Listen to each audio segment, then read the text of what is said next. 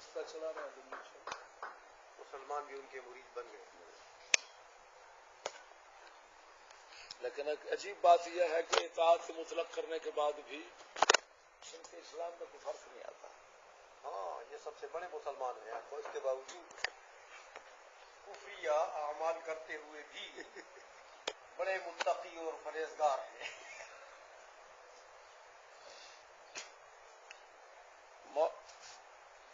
عبدالستار خان نیازی صاحب کو تو آپ جانتے ہیں، انہوں نے ایک کتاب اپنے حالات پہ خود نوشت لکھی ہے، میں عبدالستار خان نیازی. اس میں وہ لکھتے ہیں کہ میں نے مسٹر جناح صاحب سے کہا، وہ تو قائد اعظم لکھ رہے ہیں، میں نے قائد اعظم سے کہا تحریک پاکستان کے دور میں جب ہم اسلامی سلطنت قائم کر رہے ہیں اور ہمارا نظام خلافت ہے، تو کیوں نہ ہو کہ ہم ابتدا ہی سے اسلامی نظام خلافت اس کا اعلان کر دیں کہ جمہوریت جو ہے یہ تو اسلام کی نہیں ہے، اس کا ہم کیوں اعلان کر رہے ہیں لوگوں میں اور اس کی اشاعت کر رہے ہیں. تو آپ نے جواب دیا کہ آپ مجھے پوری دنیا کے کافروں کا دشمن بنانا چاہتے ہیں. یعنی اگر میں نے جمہوریت چھوڑ دی اور خلافت کے نظام کی بات کی تو دنیا کے تمام کافر ملک میرے دشمن ہو جائیں گے. تو اگر اتنی ضرورت نہیں ہے کہ وہ اسلام کی صحیح ترجمانی کر سکیں تو پھر قائد اعظم کیا ہوئے؟ قائد اعظم تو حضور ہیں جنہوں نے جرأت سے مشرکین کا مقابلہ کیا. وہ پھر عجیب بات یہ ہے کہ پھر مسلم متفق علیہ قائد اعظم ہے، وہابی کا بھی، شیعہ کا بھی، مرزائی کا بھی، ہندو کا بھی، سکھ کا بھی اور سنی کا بھی.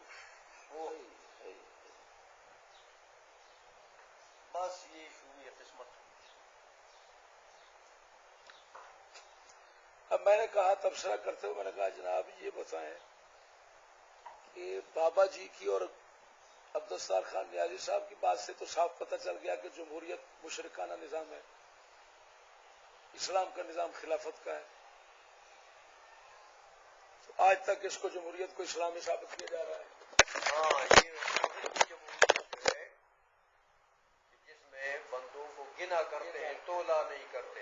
کثرت، جس میں کثرت شریعت پر حاکم ہوتی ہے. ایک ہے شریعت کا کثرت پہ حاکم ہونا، اسلام کی جمہوریت یہی رہی ہے. حقائق جو ہیں ان کا اعتبار ہوتا ہے. بس اب ایک تو میں نے کہا یہ بات ثابت ہوئی، دوسری یہ ہوئی کہ کافر اتنا چالاک اور شاطر اور سمجھدار ہے کہ اس کے نظام اور غیرت مند ہے کہ اس کے نظام کو اگر چھوڑنے کی کوئی بات کرے گا تو دشمن بنا لیں گے. اور اللہ تبارک و تعالی جو ہے، اللہ رسول جو اس کے نظام کو چھوڑ کر کفر کے نظام کی بات کر رہا ہے، اللہ رسول اس کو دوستی بنائے ہوئے ہیں، وہ دشمن نہیں بنا رہے. اس کا مطلب ہے کافر کو اپنے نظام کی غیرت ہے اور اللہ رسول کو نہیں ہے.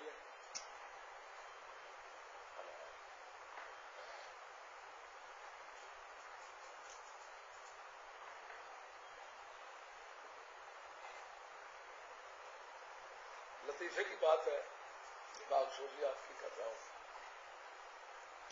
لطیفے کی بات ہے کہ میں نے سوال کیا یار یہ بتاؤ مرزائی کافر ہے یا مسلمان، اور ان کو مسلمان سمجھنے والا کون ہے؟ کہنے لگے کافر. اس نے کہتے ہیں متفق علیہ کہتے ہیں. میں نے کہا یہ بتاؤ کہ یہ لوگ کس تاریخ سے کافر تھے؟ آئین اور دستور میں 74 سے کافر ہونا ان کا شروع ہوا. اس سے پہلے دستور اور آئین کے اندر مسلمان شمار ہوتے تھے، حتیٰ کہ جو صدر ہونے کی شرط، اسلام صدر ہونے کے لیے جو اسلام ہونا شرط تھا اس کا اطلاق ان پر بھی ہوتا تھا. مسلمانوں میں ہی شامل. تو اب بتاؤ جو کابینہ ان کو مسلمان مانتی رہی، شریعت تو ان کو ابتدان کافر کہہ چکی تھی، شرعاً تو یہ ابتدا سے، لیکن اسمبلی نے کافر بعد میں قرار دیا. تو جو دو لوگ اسمبلی کے کافر قرار دینے سے پہلے مر گئے، ان کو مسلمان سمجھ کر ان کا کیا بنے گا؟ اب وہ کافر اس وجہ سے بات نہیں ہوگا کیونکہ اس وقت شریعت کہتی تھی، اسمبلی نہیں کہتی تھی. اس کا مطلب ہے اسمبلی جو ہے یہ ہمیشہ شریعت سے ایک بالائی نظام ہے. اس نظام میں مسٹر جنا وغیرہ اس کو تو وہ تو مرزائیوں کو مسلمان ثابت کرتے تھے اور کہتے تھے یہ تمام مسلمان. جب ان سے پوچھا جاتا تھا مسلمان کی تعریف تو کلمہ گو، ارے سارے کلمہ گو. وہی بات ہوئی نا کہ اونٹ تیری کون سی کرسی. جی جی اونٹ تیری کون سی کرسی. ہاں سارے کل جو برباد ہوئے تو سیدھی کون سی رہی ہے. کافرانہ نظام جو ہے بس اس نے سب کو غالب کر دیا. اب دیکھیں کہ احتشام الحق تھانوی کی قیادت میں 1951 میں کراچی میں اجتماع ہو رہا ہے. سب جمع ہو رہے ہیں. یہ کہتا ہے وہ کافر، وہ کہتا ہے وہ کافر، وہ کہتا ہے وہ کہتا ہے، سارے کافر ایک دوسرے کو کہتے ہیں. اور وہاں پر جب دستور کی بات آتی ہے سارے مسلمان ایک دوسرے کے ہاتھ میں ہاتھ دیے ہوئے. یعنی کیسی عجیب بات ہے کہ یار اب تو فتوے دو قسم کے ہو گئے.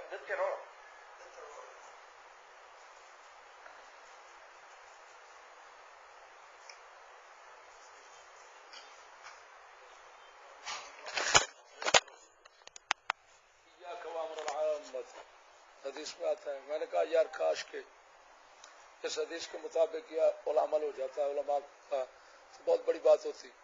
آپ صلی اللہ علیہ وسلم نے اس وقت فرمایا تھا صحابی سے کہ تو نے خود کو قائم رکھنا ہے اور لوگوں کے معاملات میں دخل نہیں دینا. یعنی خود کفر اور برائی سے بچنا ہے، لیکن افسوس یہ ہے کہ وہ خود داخل ہو گئے. کیسے کہ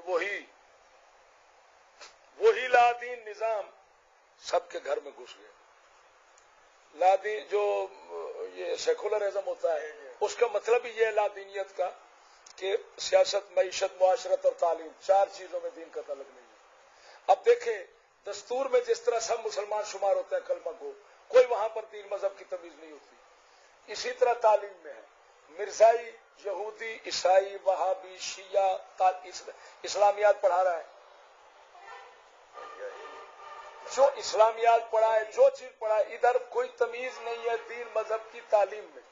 کہتے ہیں وہ باہر رکھو بھائی، ادھر مذہب کی بات مت چھوڑو. اب یہ تنظیم المدارس ہے، تنظیم المدارس میں بھی اسی طرح ہوا. جب ادھر کی تعلیم ادھر آئی تو وہی لادینیت ادھر آ گئی کہ یہاں اسماعیل دہلوی بزرگ ہے، مطالعہ پاکستان میں دکھایا تھا نا میں نے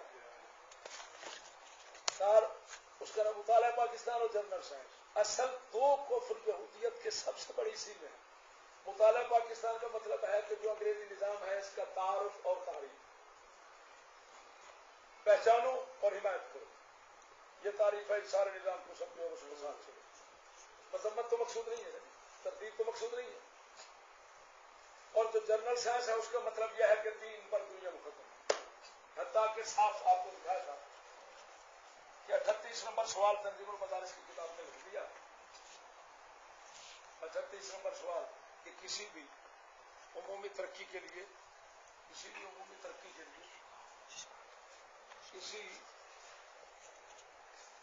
نظریے کی ضرورت ہوتی ہے. کسی عمومی ترقی کے لیے ضروری ہے کہ عام آدمی کا طرز فکر ہو. عمومی تو آپ جانتے ہیں سب لوگ الف مذہبی، بے فلسفیاتی، جیم نظریاتی، دال سائنسی. مقابلے میں آ گئے اسلام رکھ کر پھر جواب کیا دیا؟ دال 31. یعنی اگر ترقی کرنی ہے تو ہے طلباء ہے، مولویوں ہے، پیرو، تم نے ذہن رکھنا ہے تو دینی بھی رکھنا، سائنسی رکھنا ہے. لہذا سائنسی نقطۂ نظر سے اپنی دنیا حق چلاؤ، مذہبی نقطۂ نظر سے نہیں چلانا. وہی بات ہوئی کہ ہم تو ڈوبے ہیں، صنم تم کو بھی لے ڈوبے.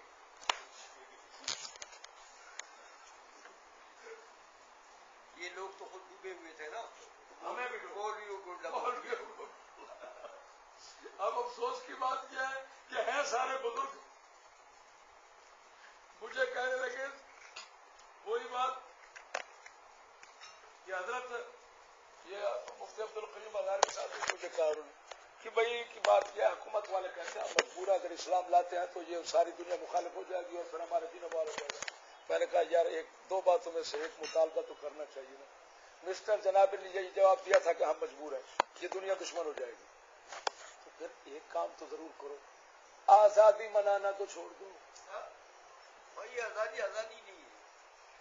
منہ سے تو کہہ رہے ہو ہم کفر نہیں چھوڑ سکتے, تو کفر جو جبرن نہیں چھوڑ سکتے تو غلامی کس کا نام ہوتا ہے؟ وہ ظالم 14 اگست منانا چھوڑ دو, اور اگر آزاد ہو تو پھر اسلام. ہاں, اسلامی نظریات کے لیے آزاد ہونا چاہیے. قربان جائے امام اہل سنت کی بصیرت پر. یہ ہمارے امام لوگ تھے. وہ مولانا حشمت علی خان صاحب کے سامنے نا, میں اگلے دن کتاب پڑھ رہا تھا, ان کے 70 بادب سوالات آپ نے پتہ نہیں ہے آپ کے پاس کہ نہیں, 70 بادب سوالات مولانا حشمت علی خان شیر پیش ہے اہل سنت. ان کے سامنے کسی نے مولانا نعیم الدین مراد آبادی کو امام اہل سنت کہہ ڈالا. آپ نے فرمایا بھائی اب تو سب کو امام اہل سنت بن گئے, ہم تو ایک ہی سمجھتے رہے. اب تو ہر کوئی بن رہا ہے.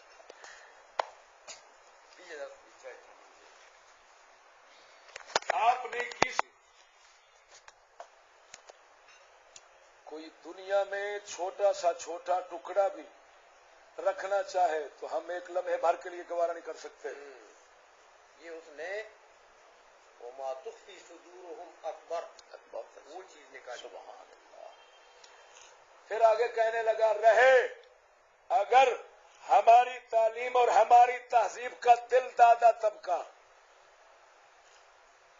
ہماری مرضی کے مطابق اسلام چلانا چاہے, حکومت کرنا چاہے, تو ہم دینے کے لیے تیار ہیں. یہ ہے پالیسی بیان حضرت. وہ آج کل جتنے بھی ہیں مسلمان جہاں حکومت کر رہے ہیں, سعودی عرب کو دیکھو, وہ وہابی ان کے رہے کار ہے سارے, انہوں نے بٹھائے ہوئے ان کو. قطر کو دیکھو, وہ ان کا سینٹر ہے, انہوں نے اپنی پوری قوت وہاں رکھی ہوئی ہے. تو جتنے یہ ایمریٹس کو دیکھیں وہاں یہ حال ہے, پاکستان کا یہ حال ہے.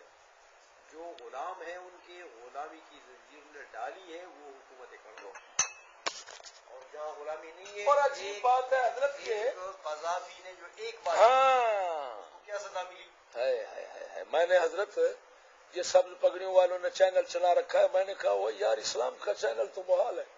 کہنے لگے کیوں؟ میں نے کہا اسلام کی ایک بات نہیں گوارا ہو سکتی, تم چینل کی بات کرتے ہو. یہ صدام نے, میں نے کہا سنو مسئلے دو ہیں, ایک ہے اسلام منوانا اور ماننا, ایک ہے اسلام کی ضد اور مخالف اور نقیض کو نہ ماننا اور نہ منوانا. یا اس وقت دنیا کا جو مسئلہ ہے وہ اسلام کی ضد اور مخالف اور نقیض نظام کو نہ منوانا ہے, ماننا نہیں ہے.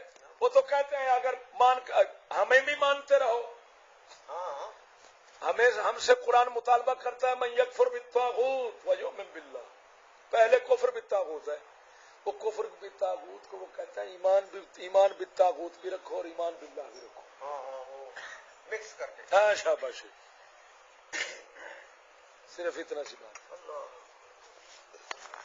یہی شرک کروایا جو شرط اعظم تھی, جس کو مقدم قدرت نے رکھا.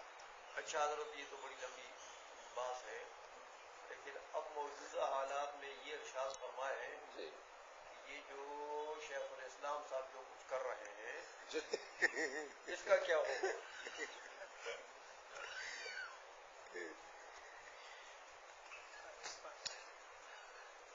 ایک روپائی کے ساتھ, اکبر کی 1 روپائی کے ساتھ اس کا جواب دیتا ہوں. بزرگان ملت نے کی ہے توجہ, بزرگان ملت نے کی ہے توجہ, کمی پر رہیں گے, نہ عالم نہ عابد. ترقی دی ہوگی. اب آخر میں جا کر پہلے 3 مصروں کا مطلب سمجھ آ جائے. ترقی دی ہوگی, اب روز افزوں. علی گڑھ کا کالج ہے, لندن کی مسجد. یہ وہی شیخ مشائخ ہیں. اچھا, وہ شیخ الاسلام صاحب جو ہے, ایک بات حضرت مجھے جو سمجھ نہیں آ رہی ہے, یہاں بہت مرتبہ آئے ان کے لوگ میرے پاس اور بڑی باتیں بھی ہوئی.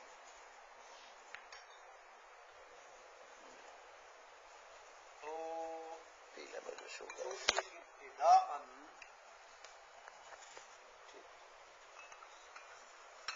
ابتداءً ہمارا تو چونکہ بہت سے مسئلے ہیں ان سے شرعی طور پر اختلاف رہا، ابھی بھی ہے اور ابھی سے. ایک مرتبہ میری کچھ بات بھی ہوئی لیکن وہ بڑی مختصر رہی. جب میں نے کچھ باتیں شروع کی تو کہنے لگے وہ میرے فلائٹ کا ٹائم ہو گیا تو چلے گئے باہر. میں نے کہا فلائٹ کا ٹائم ہو گیا تو بات بہرحال نہیں ہوئی. وہ دیت کے مسئلے پر کچھ اچھا پرانا مسئلہ. ہاں چھیڑ دیا تھا اس کو لیکن دوبارہ لوگ نامکمل رہی بات. اس کے بعد تو میرے ساتھ شیخ الاسلام کی کبھی ملاقات ہوئی، وہ پہلی اور آخری ملاقات. لیکن اب اس کے لوگ جو اٹھے ہیں یا وہ اس کے لیے جو جس مشن کو اس میں عوام کو پیش یہ کر رہے ہیں کہ بھئی اس ملک میں جبر و ظلم ہو رہا ہے، ظلم کی حکومتیں ہیں، تو اس جبر و ظلم سے قوم کو خلاصی دینا، نجات دلانا، تو یہ ضروری چیز ہے. اور ہم اس جبر و ظلم سے قوم کو نجات دلانے کے لیے کوشش کرتے ہیں. اب وہ اپنی وہ باتیں جو ہیں وہ تو جو محل نزاع ہیں ان کو وہ نہیں سامنے لانا چاہتے. یعنی محل سیاسی بن گیا ہے. ہاں وہ بالکل وہ محل سیاسی ہو گیا ہے. تو یہ اس ایک نقطے کو گویا کہ وہ سامنے رکھتے ہیں. جی جی اس ایک مجبوری ہے اس ایک نقطے پر. لیکن خیر یہ تو ان کی وہ اپنی بات ہے کہ وہ کس مقصد کے لیے کرنا چاہتے ہیں یا کچھ. لیکن مجھے ایک بات سمجھ نہیں آ رہی، وہ یہ کہ حضرت پاکستان کی تاریخ یا پاکستانی لیڈروں کی تاریخ سمجھیں، وہ تو اس پر گواہ ہے کہ یہاں پر جس نے بھی کوئی تحریک چلائی ہے، الا ماشاء اللہ بعض بزرگوں کے کو مستثنا کریں گے کہ ان تحریک چلانے والوں کے عزائم کا علم نہیں تھا، تو وہ ظاہر پر انہوں نے گویا کہ اعتماد کیا اور شامل ہوئے، تو ان بزرگوں کھا بیٹھے ہوئے یا کھا بیٹھے یعنی اجتہادی خطا ہو گئی یا بس وہ تو ان کو مستثنا کر دیں گے. لیکن اصل جو محرکین یہاں گزرے ہیں، محرکین کے پشت پر تو کوئی نہ کوئی بیرونی طاقت ہوا کرتی ہے اور وہ سازش میں سازشی بنے ہوتے ہیں. ہاں تو اصل میں ہمیں یہ سمجھ نہیں آتی ہے کہ اس تحریک کے پشت پر کیا چیز ہے. وہ آپ نے کبھی مطالعہ کیا ہے؟ بہت جی. ہاں ارشاد فرمائیں.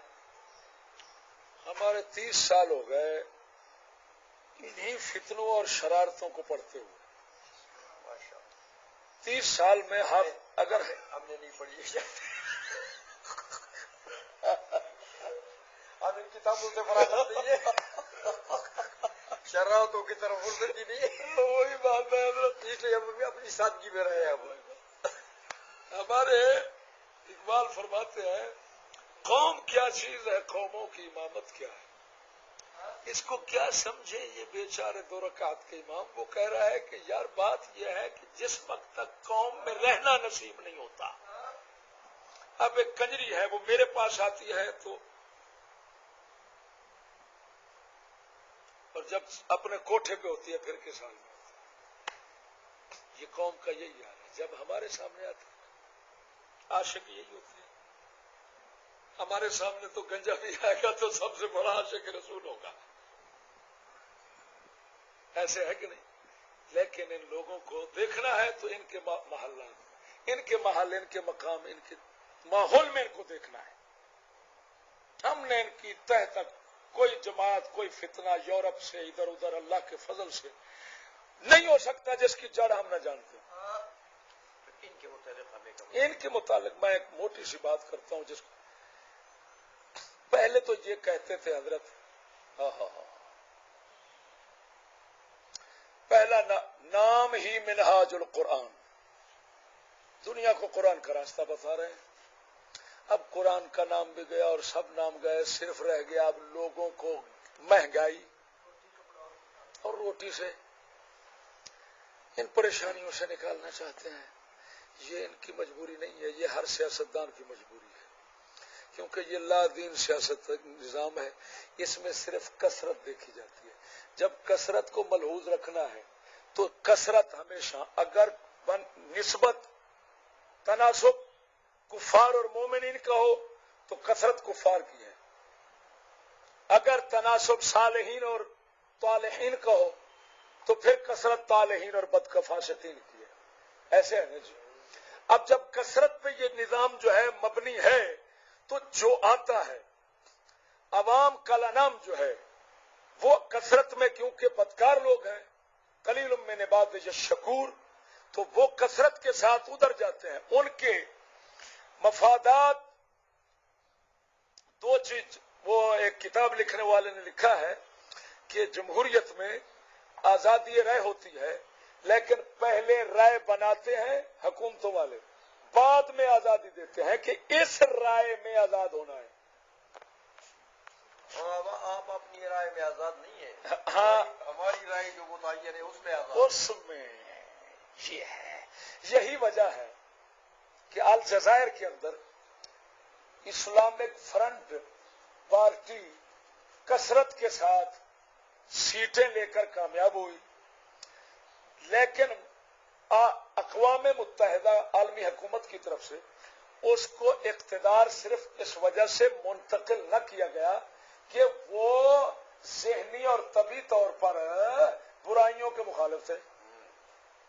یہی حال ترکی میں بھی ایک مرتبہ ہوا ہے. تو جمہوریت کدھر گئی؟ یہ تو فرعونیت ہو گئی. اب آپ محسوس کریں گے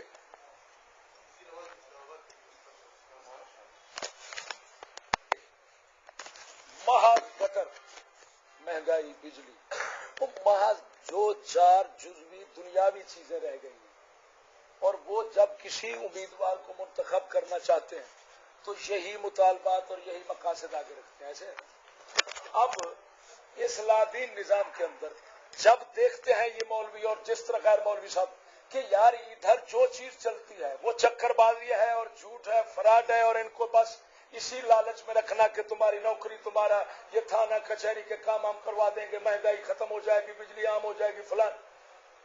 تو سارے کے سارے جتنے مذہبی لوگ ہوتے ہیں ان کی بھی مجبوری بن جاتی ہے کہ مذہب والوں کو تو پوچھتا نہیں، ووٹ تو دیتا نہیں. اب یہی مقصود رکھو جو لا دین لوگوں کے ہوتے ہیں، یہی نعرہ رکھو جو لا دین ہوتے. یہ اس وجہ سے منہاج القرآن سے چلے اور روٹی کپڑے مکان تک آتے، وہ پروگرام سارا ختم ہو گیا.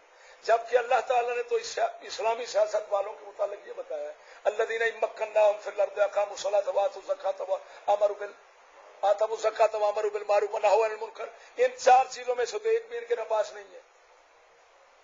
اب اگلی بات میں اسی طرف آ رہا ہوں.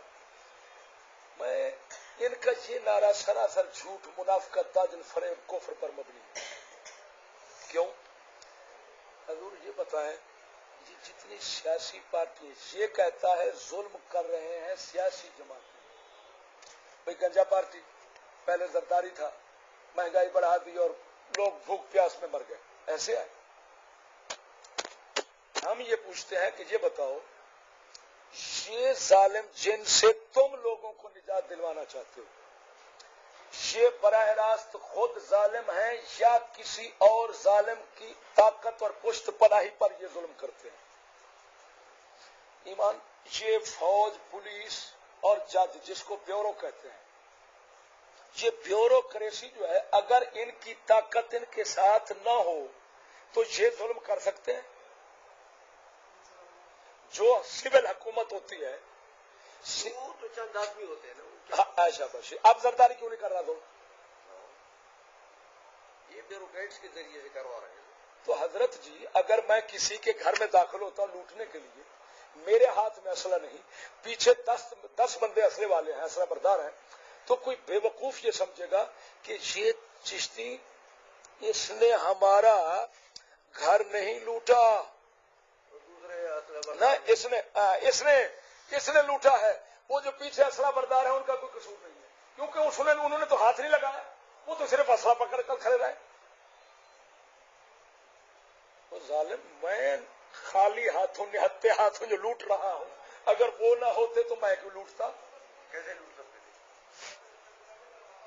اسی وجہ سے جو حکومت سول بنتی ہے، اس کے بنوانے والے بیورو ہوتے ہیں، وہی جو دائمی حکومت ہے انگریز کی، جس کو وہ کہتا تھا ریزرو حکومت، ان کو کہتا ہے ٹرانسفر. جو اصل حکومت ہے جس کے الیکشن نہیں ہوتے، اس کا انتخاب اور شرائط سارے انگریز کی طرف سے ہوتے ہیں. اور مسٹر جناب کو جب منتقل کی گئی تھی، وہ بنی بنائی حکومت اسی طرح پولیس، اسی طرح جج اور اسی طرح سے وہ دی گئی کہ تم نے ان کا پابند رہنا ہے. وہ پابند، یہی وجہ ہے کہ ایجنسی جتنا حکومتیں بن کر آتی ہیں یہ ان کی پابند ہوتی ہیں، یہ ان کے پابند نہیں ہوتی. یہی وجہ ہے کہ جو ذرا سی مخالفت سوچتا ہے ISI اڑا کر اس کو پھینک دیتی ہے.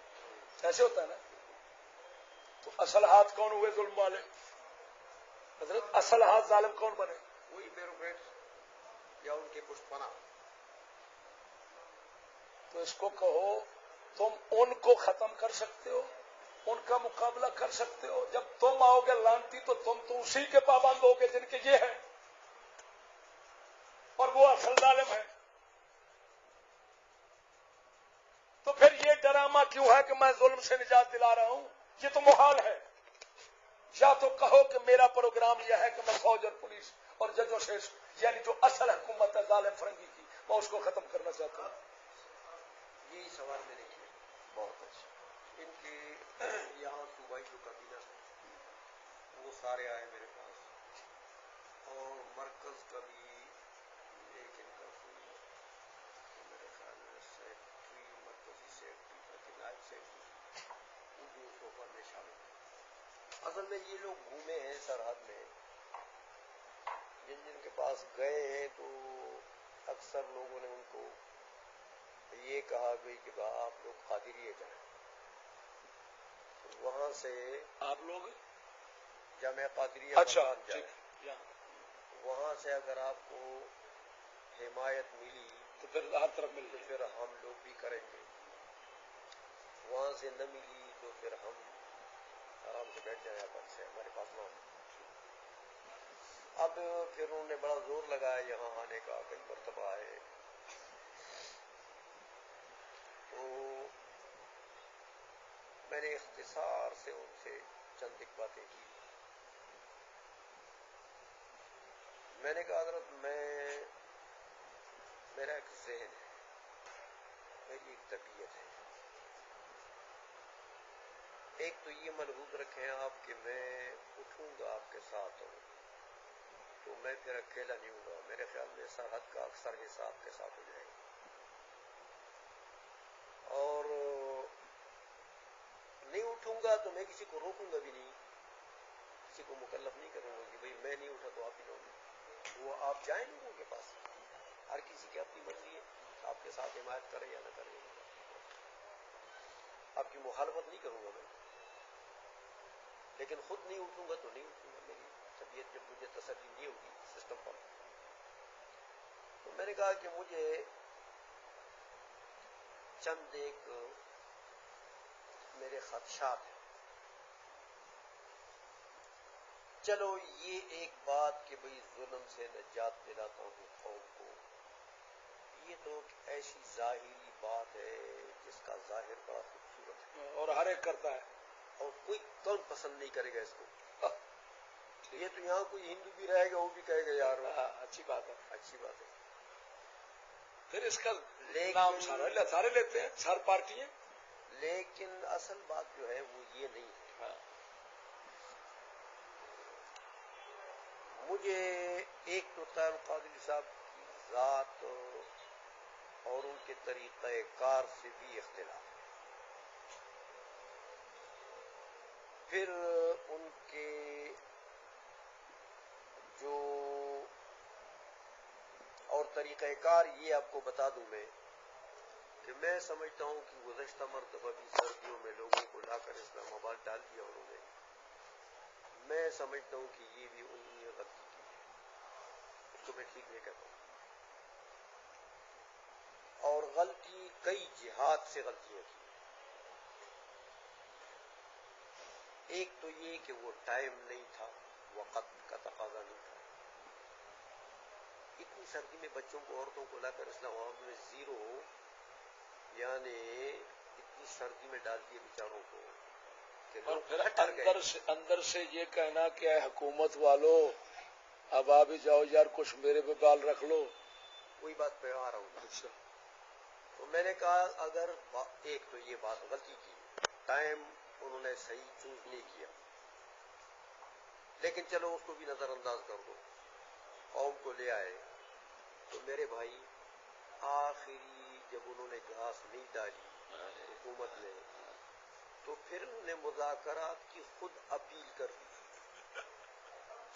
پہلے حسین تو اللہ کے بندو اگر مذاکرات ہی کرنا تھا تو یہ تو لاہور میں بھی ہو سکتے ہیں اور بڑے باعزت طریقہ سے ہوتے ہیں. یہاں تو تم نے خود مطالبہ کیا, وہاں تمہارا وزیر داخلہ جو تھا رحمان ملک وہ خود تمہارے گھر آیا تھا مذاکرات کے لیے, تو کیا اس میں عزت تھی یا اس میں عزت ہے؟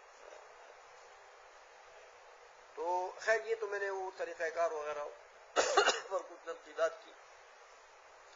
اس کے بعد میں نے کہا کہ آپ مجھے یہ بتائیں کہ چلو فرض کرو طاہر القادری نے قوم کو اٹھا دیا, کروڑوں لوگ آئے, تو پہلے تو یہ حکومتیں جو ہیں یہ الیکٹڈ حکومتیں ہیں, انگریزوں کے گویا کہ پالتو لوگ ہیں, ان کو بڑے طریقے آتے ہیں دشمن کو ہٹانے کے, تو سب کچھ وہ حربے استعمال کریں گے. لیکن چلو ایک حربہ بھی کامیاب نہیں ہوا تو گولی کا حربہ تو ہے آخری تو لوگوں کو کیوں یہاں بھول رہے ہو اسلام آباد امام میں؟ اہل سنت نے فرمایا جو اس قوم کو لڑانے کی بات کرے گا دشمن ہے. تو میں نے کہا لوگوں کو کیوں چھلنی کر رہے ہو اس حکومت کے فوج اور اس ذرائع سے؟ لیکن چلو قربانی بھی لوگوں نے دی. تو فرض کرو کامیاب ہو گئی تاریخ. اب پہلا مرحلہ ہے فوج کا جانا. تاریخ دیکھیں اس پاکستان کی, یہی لوگ آتے ہیں. تو مجھے یہ بتاؤ پہلے کہ فوج کے راستے میں تمہارے پاس کون سی رکاوٹ ہے؟ طاہر القادری نہیں آئے گا, یہ تو ملے گا بھی نہیں. ہاں اس کو نہیں آنے دیں گے, فوج آئے گی. تو فوج کے لیے کون سا بند آپ نے باندھا وہ بتاؤ. بہت حکیمانہ ہے, تو پر اس کے آگے جواب نہیں ہوگا ان کا جو مجھے میری بصیرت کہہ رہی ہے. دوسری بات یہ ہے کہ چلو طاہر القادری صاحب آ گئے, تو مجھے یہ بتائیں کہ طاہر القادری کے پاس حکومت چلانے کے لیے کون سی منصوبہ بندی ہے جس کے لیے قوم قربانی کے لیے تیار ہو جائے. طاہر القادری کیا کریں گے؟ بھائی میرے یہ مہنگائی جو ہے یہ پوری دنیا میں ہے آج کل. میں برطانیہ میں رہا ہوں, یہاں اس کے 5 گنا زیادہ پاکستان سے مہنگائی ہے اس وقت. 11 سال میں نے گزارے برطانیہ میں, 5 گنا زیادہ مہنگائی ہو اس سے. یہی حال امریکہ کا ہے, یہی حال جو ہے وہ یورپی کنٹریز کا ہے. تو یہ مہنگائی جب پوری دنیا میں ہے تو آپ پاکستان سے کیسے؟ افسوس یہ ہے کہ یہ اثرات ہیں برے نظاموں کے. ہاں یہ اثرات ہیں, اسباب کی بات نہیں کرتے, اثرات کی کرتے ہیں سارے. تو میں نے کہا یہ بتاؤ کہ اس کا کیا حل ہے تمہارے پاس ہو. طاہر القادری صاحب آ گئے. چلو بھائی طاہر القادری صاحب اس ملک میں صحیح اسلامی نظام نافذ کریں گے, کرتے ہیں تو پہلے میں قربانی دیتا ہوں.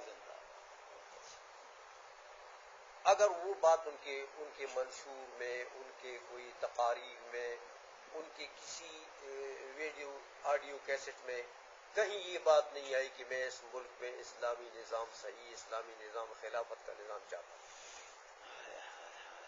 تو جب یہ بات نہیں ہے تو میں تو مولوی آدمی ہوں, میں دین کے لیے تو قربانی دے سکتا ہوں, لیکن دنیا اور انگریزوں کے سسٹم کے لیے تو قربانی نہیں دے سکتا. بہت اچھا. خدا بندہ یہ تیرے ساتھ دل تمہیں کدھر جائے. تو میں نے کہا کہ آپ مجھے, میں نے کہا میرے پاس دوبارہ آپ نہ آئے, کہ مجھے پتا ہے آپ سب لوگ, چاہے مرکز میں چاہے یہاں کے, آپ سب لوگ طاہر القادری کے سامنے بے اختیار ہیں, کوئی اختیار نہیں آپ لوگوں. وہ منمانی کرتا ہے تمہارے. ان کا جو مزاج ہے میں جانتا ہوں, وہ بڑے ڈکٹیٹر قسم کے آدمی ہیں, اور وہ آپ ان کے سامنے چوں بھی نہیں کر سکتے آپ میں سے کوئی بھی.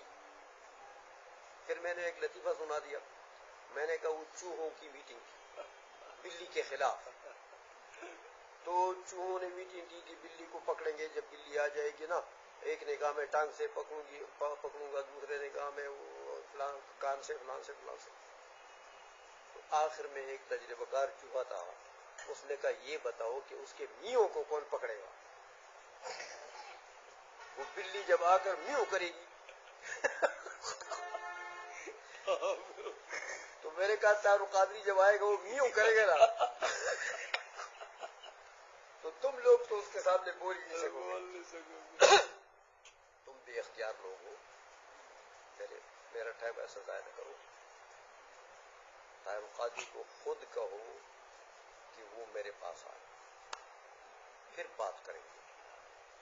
تو میری باتوں کا اگر وہ جواب دے سکے اور وہ مجھے تسلی ہو جائے تو بے شک میں قربانی کے لیے پھر تیار ہوں گا, لیکن وہ میری تسلی ہو جائے.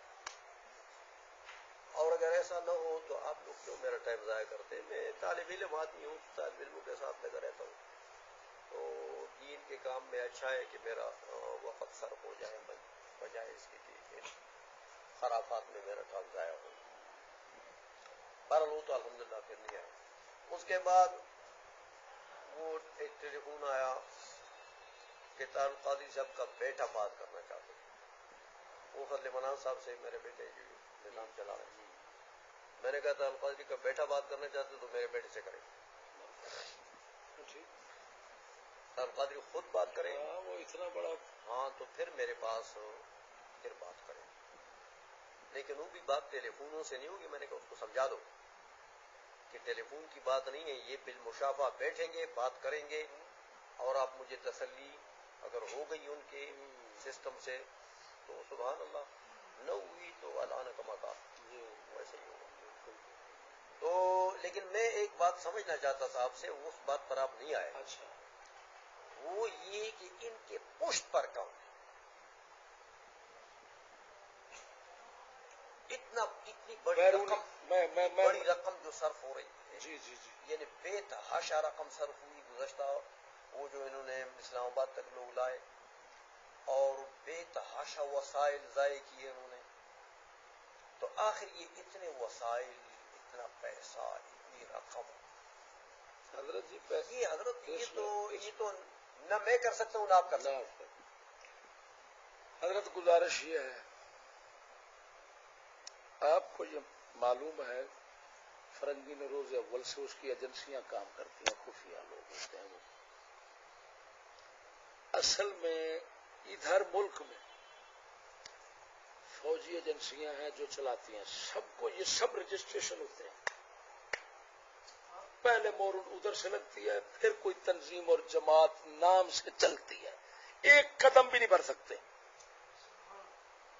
یہ اندر کی بات ہے. سب دنیا میں جہاں جہاں وہ ایک تھا ہٹلر, آپ اس کو جانتے ہیں, ہٹلر کہا کرتا تھا کہ اگر دنیا میں کہیں چھوٹے سے چھوٹا فتنہ نظر آئے نا تو سمجھنا اس کے پیچھے کسی چھوٹے سے چھوٹے یہودی کا ہاتھ ضرور ہوگا. یہ ہے اصل وہ اقوام متحدہ, اس کی ایجنسیاں چھوٹی ہوئی ہیں. یہاں آپ کے ملک میں وہ فوج کے ہاتھ ہیں, پیچھے وہ پکڑا ہوا ہے اور فوج کا ہاتھ ہی آگے چلا رہا ہے. یہ جو لانگ مارچ اس نے کیا تھا یہ فوج کی تحریک پر ہوا تھا. وہ کس مقصد کے لیے تھا؟ فوج سے یہ قوم بہت متنفر ہو چکی ہے, ان کے ہمیشہ منفی کردار اور اسلام اور قوم دشمن کردار سے. اتنا ظالم کہ دنیا کی تاریخ فرعونوں کی پڑھ کر دیکھیں، خود مارتے تھے لیکن دوسرے ملک کی فوج سے اپنی عوام کو بچاتے تھے، مارنے نہیں دیتے تھے، یہ خود قتل کر دیں، اور یہ دوسروں کو اپنے ملک میں دوسری فوجوں کو داخل کر کے پھر نشاندہی کرتے ہیں، ادھر مارو ادھر مارو ادھر مارو ادھر مارو۔ سب سے بڑے کافر ظالم بے ایمان انگریز کے غلام ٹٹو جو کچھ ہیں وہ یہ لوگ ہیں۔ اب جو فوج کے خلاف ایک فضا خراب ہو چکی تھی تو اس کو فوج نے کہا ذرا ملو اٹھو، تم زرداری پر چڑھ جاؤ تاکہ لوگ سمجھیں یہ زرداری اور یہ جو حکومت سول بیٹھی ہوئی ہے نا اس کا کام ہے، فوج کا نہیں، ہمارے ہاتھ چھپ جائیں بدنام یہ ہو جائے، ہمارے مظالم جو ہے وہ۔ اب سمجھ آ گئی، یہ ہے اصل بیچ میں سے نقطہ، اور اسی پر دیکھیں یہ سنی تاریخ ہے، کس نے بنائی؟ فوج نے۔ سپاہی صاحبہ کس نے بنائی؟ فوج نے۔ الطاف حسین ایم کی جماعت کس نے بنائی؟ فوج نے۔ کسی جماعت میں 4 دن کیونکہ جیل میں رہا ہوں، ادھر ادھر میرے صرف خطابات ہوتے تھے، خطابات کے صرف جرم میں مجھے دہشت گرد لکھا گیا۔ اب میرا سارا حال اور سارے قوائف انہوں نے درج کیے، آگے پیچھے میرے چچا پتہ نہیں کیا کیا، میرے دوستوں تک کو لکھا۔ اب سارے تو نہیں، کیونکہ ہماری تو جماعت ہی نہیں تھی، ہم تو الحمدللہ اسلاف کے طریقے پر تھے، اگر ہوتے تو سب پھنس جاتے۔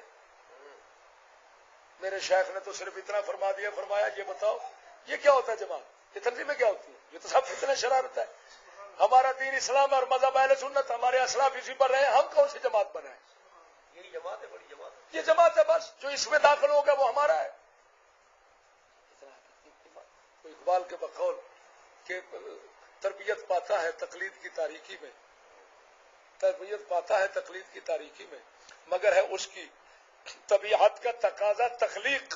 اب یہ تخلیقی بات ہے، ورنہ ایمان سے بتا روش تو دنیا کی یہ چل رہی ہے، جو بھی اٹھتا ہے تنظیم، جو بھی اٹھتا ہے تنظیم، ایک دل کے ٹکڑے 1000 ہوئے، کوئی یہاں گرا وہ وہاں گرا، تنظیمیں چاہے مذہبی ہیں چاہے جس طرح کی ایک دوسرے کی دشمن بن رہی ہے۔ تو آپ کا مطلب یہ ہے کہ جس کی پشت پر اپنی فوج ہے، اب ادھر اپنی فوج ہے اور فوج کے پیچھے اس کی دبر پر جو بیٹھا ہوا ہے وہ پیچھے جو ویٹو پاور اقوام متحدہ جو ان کو بندروں کی طرح نچاتا ہے، چلو بم مار دو، عراق پر بم مارو، قرآن پر بم مارو، مسلمان پر بم مارو، جیسے کہتا ہے جی یس ہے۔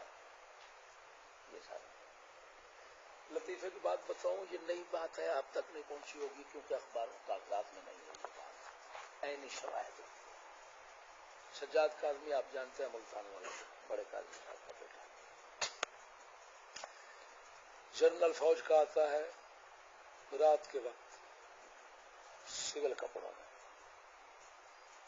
ملاقات کرتا ہے، آتا ہے سائیکل پر، کراچی سے جہاز پر آتا ہے اور چھونی سے حضرت کے مرکز سائیکل پر آتا ہے، اور آ کر کہتا ہے دعوت کیا دیتا ہے، آپ بیٹھے ہوئے ہیں، دیوبندی اسلحہ جمع کر چکے ہیں آپ کے پاس، آپ کے لیے، ہم نے ان کو عارضی طور پر روک رکھا ہے، آپ اٹھیں، اسلحہ جمع کریں، مریدوں سے جماعت بنائیں، جماعت کا نام رکھا قوت الاسلام ہے نا، ورنہ یہ تمہیں کھا جائیں گے۔ ارے بھائی کمال کی بات ہے، محافظ تم ہو، محافظ کہہ رہا ہے محتاج کو اپنی حفاظت خود کرو، خیر ہے تو تم پھر جان چھوڑو، یہ 80% ملک کا خزانہ تم کھا رہے ہو، ان کو تمہیں معلوم ہے، ہمیں بتا رہے ہو، تم نے ان کو کیوں نہیں پکڑا؟ ان کا اسلحہ جو ہے تم ہمیں بتا رہے اسلحہ، ان کا اسلحہ کیسے آیا؟ تم نے ان کے اگر اسلحہ جائز ہے تو تم مجرم، تم نے قانونی اسلحہ کیوں دیا؟ جم کے منصوبہ اگلے کے عزائم اتنے خراب ہیں، اور اگر وہ غیر قانونی ہے تو غیر قانونی اسلحہ رکھنے والا مجرم ہوتا ہے، پکڑا کیوں نہیں؟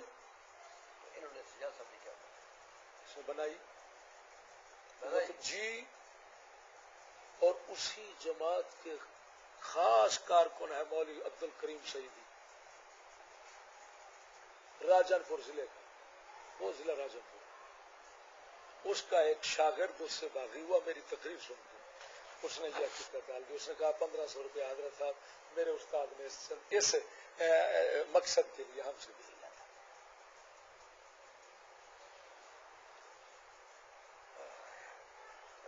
سنی تاریخ والے کہتے ہیں پاک فوج قدم بڑھاؤ. اب یہ مسئلہ حامد میر کا اٹھا ہے نا, تو سنی تاریخ وغیرہ یہ سارے نے کیا جلوس نکالا فوج کے حامد میر کے خلاف.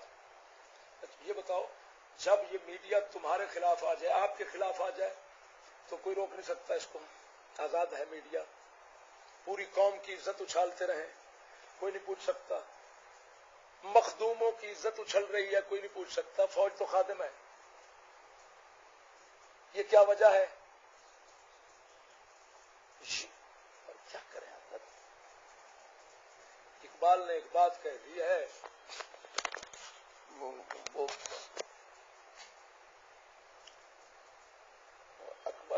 اکبر نے فرمائی ہے وہ قتل بھی کرتے ہیں تو چرچا نہیں, ہم نام بھی لیتے ہیں تو ہو جاتے ہیں بدنام.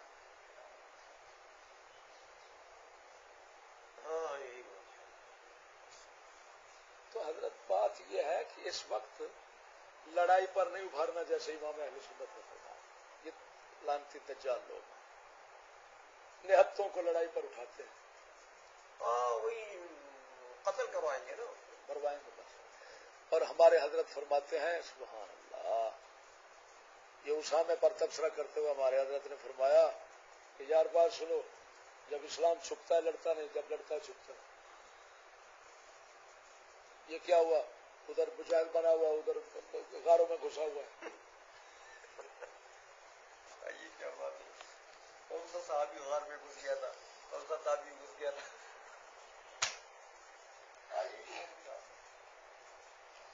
اللہ رحم کرے ہماری حالت پر. ہم بڑے مظلوم ہیں اور بڑے ہی گویا کہ ناگفتگی حالات میں پھنسے ہوئے ہیں اور بڑے بے بس ہوتے ہیں.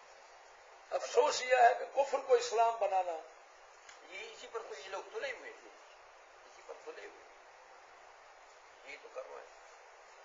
کسی مسلمان ملک اور مسلمان معاشرہ کے لیے اسلام اور علم دین یہ بنیادی ضرورت ہے. کسی بھی مسلم قوم, مسلم معاشرہ کے لیے علم دین یہ بنیادی ضرورت ہے. تو جب سے پاکستان کے یہ لا الہ الا اللہ کا نعرہ لگا رہے ہیں, تو اس لا الہ الا اللہ جس دین کا شعار ہے, جس دین کی علامت ہے, اس دین کے لیے انہوں نے 60-70 سال میں کیا اس کو رخصت کر دیا نا قوم سے.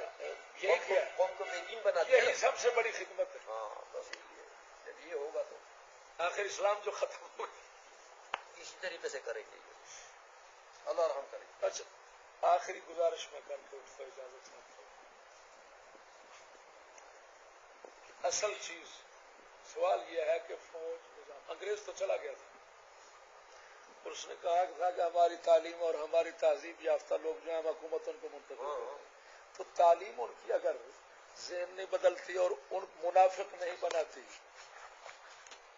اگر تعلیم نے کیا مقصد رکھا, انگریز حکومت کی ملازمت, اور ملازمت اسی وقت ہوگی جب حکومت قائم رکھی جائے گی. تو کفر کی حکومت کو قائم رکھنا تو تعلیم کا مقصود بھی ذات ہو گیا. بالکل وہی ہے ہماری تعلیم تو یہی ہے. یہاں کی محکمہ تعلیم جتنے پاکستان کے وہ تو یہی کر رہے ہیں. اقبال نے ایک شعر میں بات کہہ دی تھی, اس نے کہا یار اور یہ اہل کلیسا کا نظام تعلیم ایک سازش ہے فقط دین و مروت کے خلاف. بالکل صحیح نشاندہی. اور وہ ظالموں نے پھر یہ کیا کہ مدارس میں اسی کو داخل کر لیا. اب مدارس مفتوح ہو گئے, جبکہ یہ کم از کم اگر فاتح نہیں تھے تو محفوظ تو ضرور تھے.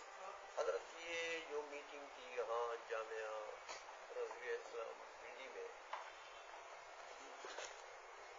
جس وقت ضیاء الحق کا زمانہ تھا اور ضیاء الحق کو بھی مدعو کیا تھا, ان کا ایک پروگرام تھا شاہ صاحب کا. تو اس سے پہلے دن کو میٹنگ تھی وہی مسجد میں، جس میں یہ ہمارے اکابر سارے حیات تھے، ان کا فضل اللہ مقامی سے رحمۃ اللہ علیہ اور استاد مولانا طاہر سے رحمۃ اللہ علیہ اور علامہ عبد المصطفیٰ سے رحمۃ اللہ علیہ، یہ سارے اکابر جمع تھے وہاں پر. مفتی عبد القیوم صاحب نے اس میٹنگ میں پہلی جو بات کی تھی ان مضامین کو داخل کرنے کی، پہلی بات اس اجلاس میں کی تھی. میں خود تھا اس میں، کہ انہوں نے کہا کہ ہم نے درخواست کی ہے کہ بھئی ہمارے فضلاء کو اسکولوں میں، کالجوں کے دروازے ہمارے فضلاء پر کھول دیے جائیں. تو انہوں نے جواب دیا کہ جناب آپ بھی ہمارے کچھ مضامین داخل کریں نصاب میں، تو پھر ہم جو ہیں وہ آپ کے فضلاء لیں گے.